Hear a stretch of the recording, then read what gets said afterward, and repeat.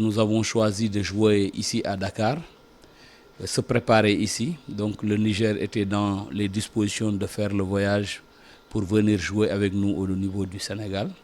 Et par rapport au choix, pourquoi le Niger, ça c'est l'entraîneur quand même, qui est mieux placé que moi pour pouvoir expliquer techniquement pourquoi il a choisi le Niger. Mais ce qui est sûr, c'est que la Fédération sénégalaise de football a pris toutes les dispositions nécessaires. Nous avons vraiment baissé drastiquement le prix des billets. C'est pour permettre vraiment à tous les Sénégalais d'aller communier avec leur équipe avant la CAN. Je pense que les gens avaient l'habitude même de nous reprocher pourquoi l'équipe se prépare ailleurs et passer là-bas pour aller à la compétition.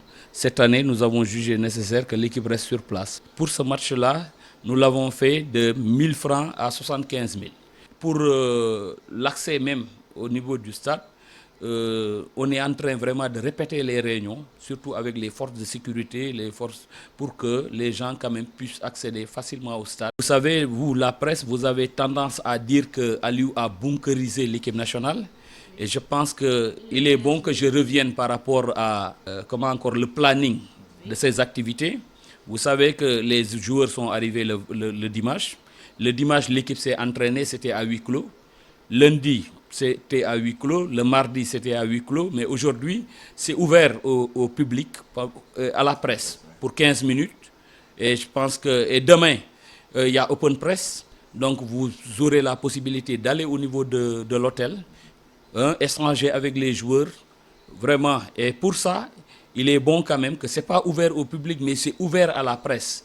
Donc, tout journaliste qui voudrait vraiment aller là-bas, il faut qu'il soit muni de sa carte de presse. Ça, c'est important.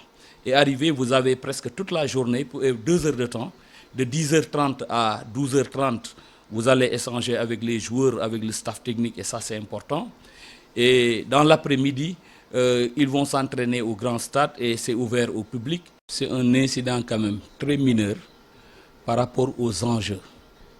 Aujourd'hui, nous savons tous l'enjeu c'est quoi. C'est bien se préparer chez nous, mais aussi engager cette CAN-là avec sérénité.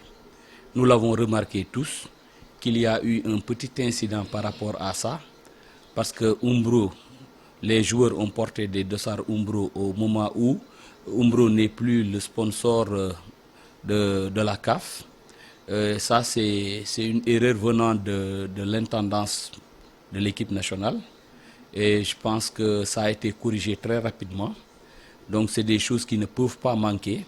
Et cet incident mineur est venu de l'intendance que les gens ont corrigé très rapidement.